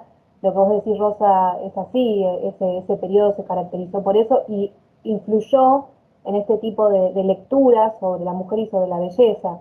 También hay otro tipo de casos, investigaciones que hablan de que la mujer se plantea como un ser que tiene que soportar el dolor, que tiene que poder resistir, que se tiene que dedicar al trabajo de asistencia a los otros. ¿Sí? Hay un montón de cuestiones que a lo largo de la historia se han ido estableciendo y a mí me surge la frase la moda duele o lo que está de moda duele y entonces la mujer lo tiene que aguantar porque es lo que está de moda. O sea, hay un montón de frases a lo largo de todos los periodos y que hoy siguen vigentes. Hoy también la mayoría de los productos que se ofrecen para mujeres siguen siendo estéticos y de belleza. Ha cambiado muchas formas de plantearlos, pero sigue estando presente esta cuestión. Bueno, alguna... Posso falar? Sí, ¿qué tal? ¿Pregunta? Complementando um pouco do que a Juliana falou, que a Fedra estava comentando, eu acho que o que me chama a atenção é que os discursos sobre a mulher e uma culpabilização, né, da mulher vítima, seja no trabalho da Juliana e da Letícia, da Fedra e o da Daniela também, o discurso que se constrói sobre a mulher, sobre os usos que ela faz sobre o seu corpo, e como é que os usos desse corpo não são propriedade da mulher, são a visada do homem, como disse a Fedra, né? São sempre do ponto de vista masculino e com um discurso médico e religioso alinhados há séculos. E a gente continua reproduzindo isso, né? A Juliana chamou a atenção para a questão da aparência, da beleza, né? E os usos que se faz desse corpo. No caso das mulheres acusadas de bruxaria, é muito curioso, porque tanto as mulheres poderiam ser acusadas de bruxa por serem muito bonitas e atraentes e serem julgadas por isso, quanto também aquele estereótipo da mulher mais idosa ou com alguma deformidade física, especialmente no rosto, também eram possíveis acusadas, né? Então, o corpo e os usos que a mulher faz do seu corpo não são da sua autoridade, né? Eles estão sempre por serem vigiados e por serem controlados, enfim, era um pouco isso.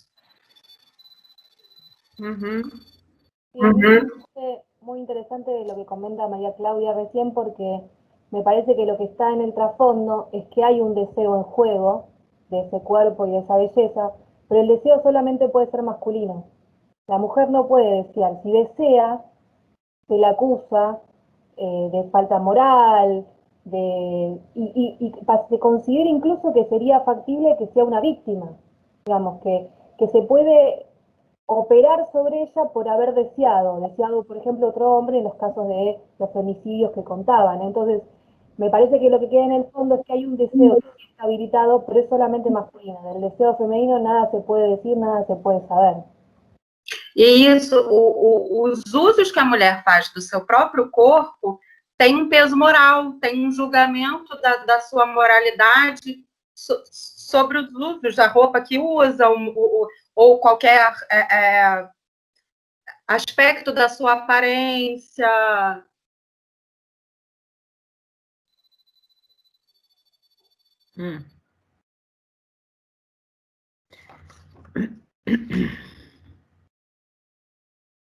¿Algún otro comentario?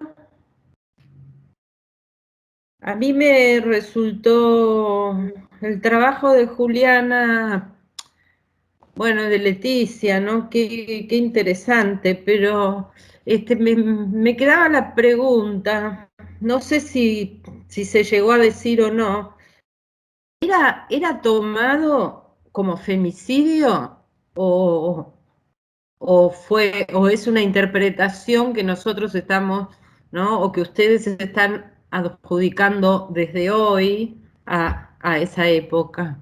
Pero qué interesante el caso, ¿eh? Me resulta muy impactante. ¿Se entiende la pregunta? Boa questão, Rosa. Você quer responder, Letícia, sobre isso? Eu posso também, junto, se você quiser. Se você quiser começar, eu só complemento. Então, Rosa, o feminicídio, ele aqui no Brasil, ele é uma categoria contemporânea, né? Ele resulta do movimento das mulheres para pautar uma nova categoria de homicídio dentro do sistema de justiça criminal. Então, ele é uma categoria contemporânea.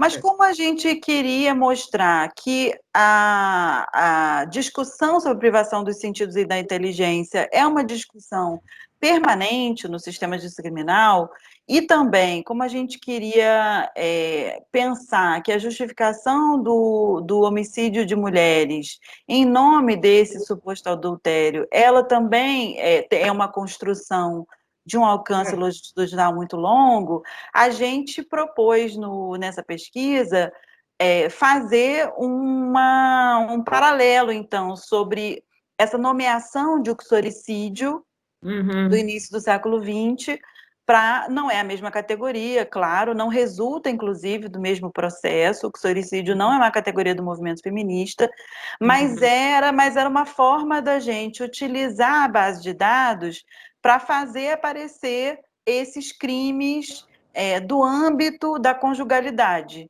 porque o nome uxoricídio é um termo utilizado para o homicídio de cônjuge, né? Então, primeiro a gente usou assassinada pelo marido, a gente usou esse termo para busca no periódico, assassinada pelo marido, né? Mas aí tem muita variação, porque assassinada pelo marido, morta e junto na mesma frase, de forma que quando a gente achou essa categoria uxoricida, e assim os maridos foram nomeados ao longo do século XX dos periódicos como os uxoricidas, né? Então havia uma certa nomeação deles a partir desse termo, a gente achou que esse termo cabia para a norte da nossa pesquisa dentro da base de dados. Sí, comprendo.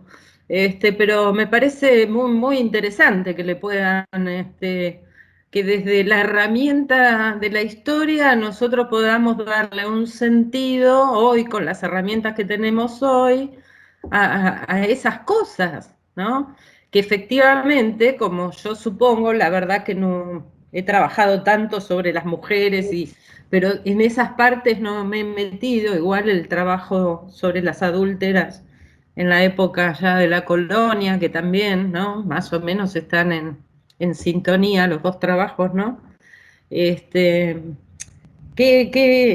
interesante que no, o sea, pasaban como, porque por el trabajo que hice yo con las revistas, veo mucho la cuestión de la lucha política, ideológica, el trabajo de las mujeres, que puedan, ¿no? La capacidad cívica, que puedan votar, que puedan...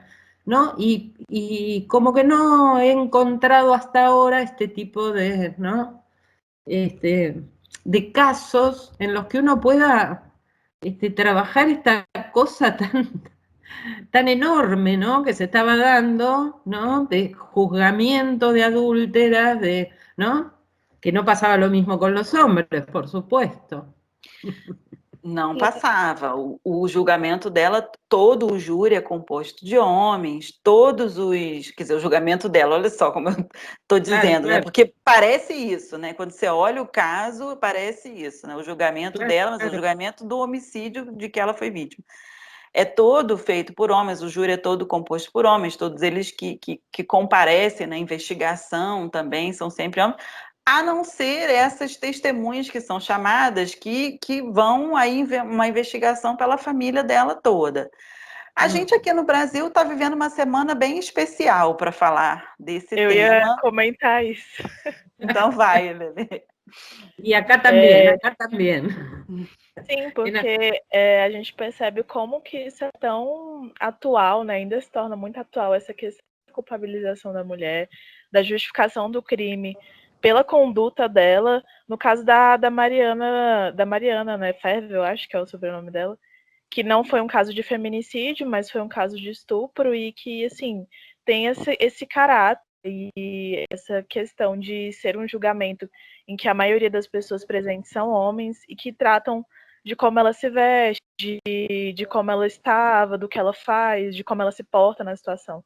Então a gente percebe como que esse discurso ele não se esgotou, né? Ele ainda se encontra muito presente dentro do sistema judiciário, dentro da esfera social como um todo.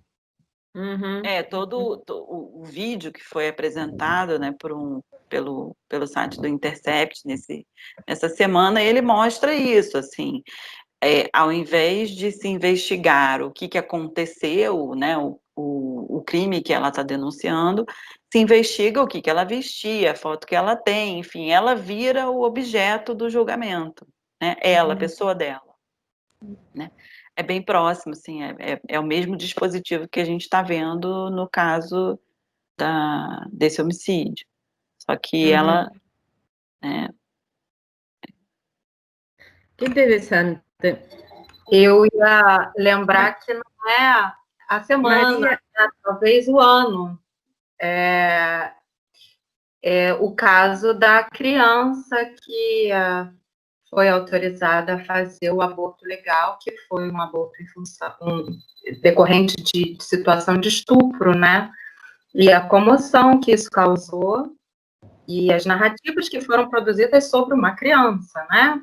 Uma criança do gênero feminino, claro. Uhum.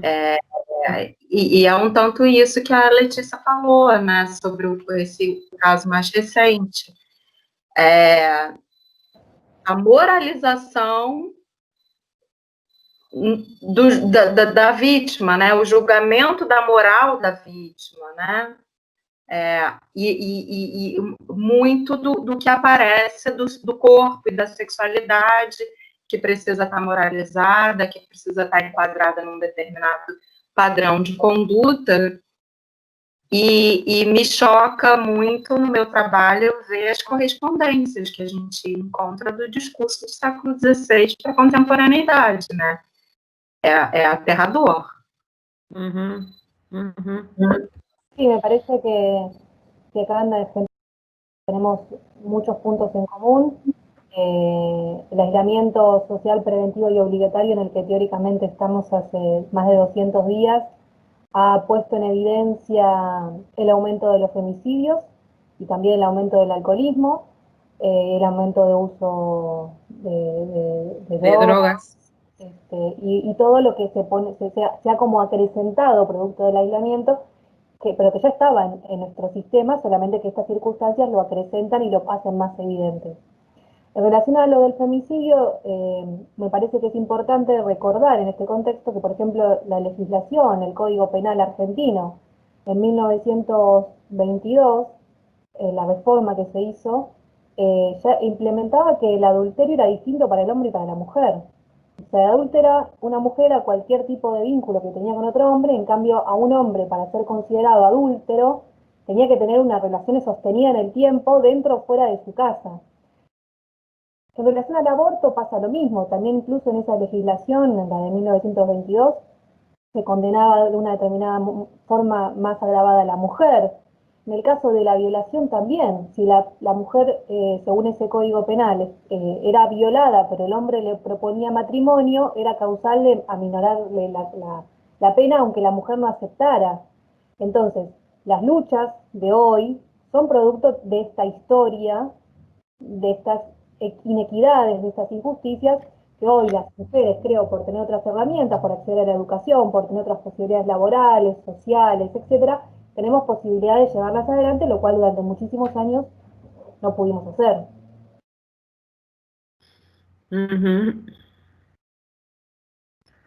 Bueno, por cierto, yo tengo contacto, porque bueno, tengo un hermano viviendo en Paraguay, casado con una paraguaya. Lo mismo. Lamento decirle, ni fue en la historia, ni es lo mismo ahora. Hay ¿no? Como una invisibilidad a ese tipo de, que la verdad resulta extremadamente llamativo. Mi hermano cuando se fue a vivir allá y conoció, se separó de la mujer acá y se casó con una preciosa mujer paraguaya, él me decía eso, él con digamos, bueno, tengo un machista en la familia, no está mal decirlo. Él decía que efectivamente notaba que las mujeres en Paraguay son como, ¿no? Son distintas, que tienen otra forma, que te tratan a vos como de otro modo, así que podemos encontrar algunas cercanías, digamos, entre Brasil, Argentina, pero hay ciertos países de Latinoamérica donde no está pasando lo mismo, para nada. ¿No se escucha? ¿O sí? ¿La escuchan a Fedra? No. Ahora no, Sí. ahí se estaba. Ahora sí.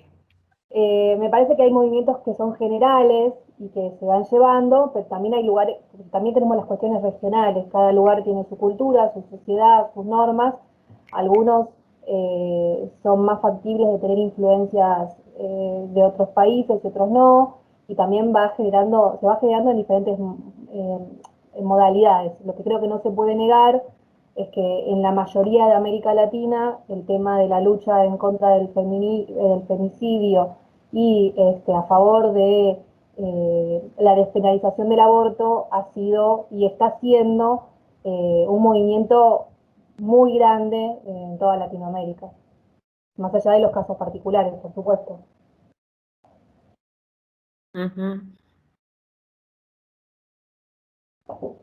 Bueno, ¿algún otro comentario? Unos minutos más tenemos, creo, ¿no? Hasta las 16. Bueno, ¿alguien más con algún comentario? No, Bueno. me parece que se puede decir sí que los trabajos están todos muy vinculados y todos apuntan a la necesidad de incorporar una perspectiva de género en las diferentes instancias, tanto sea en el análisis de las cuestiones sociales, en las judiciales, en cómo se leen los casos, en las patologías que aparecen en las mujeres, en la medicina, o sea, en todos los lugares hace falta, me parece, incorporar una perspectiva de género y es una deuda histórica. Tal cual.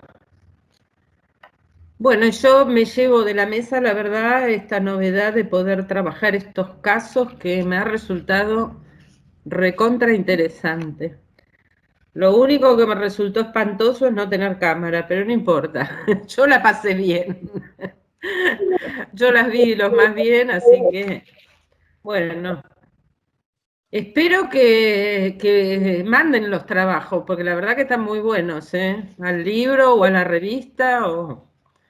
Bueno, ha sido un placer compartir con ustedes esta mesa y no nos dejaremos de encontrar porque siempre nos encontramos en todos congresos y los CLIOs hablando siempre de los mismos temas, así que, Esperemos que la bueno, próxima vez sea en el hermoso Río de Janeiro. ojalá. Eso es lo único que extrañamos. Es lo más fundamental, me parece, lo más importante. Bueno, muchachas, les agradezco mucho, así que las felicito a todas. Una mesa muy, muy linda. La damos por terminada. Bueno, chau, chau. Chao. Nos vemos. Nos Estamos vemos en otras mesas. Todavía el encuentro sigue. Bueno, chau, chau. Chao. Tchau, parabéns a Obrigada todos. pela sua condução. Foi um prazer, meninas, compartilhar com vocês aí. Igualmente. Muito bom.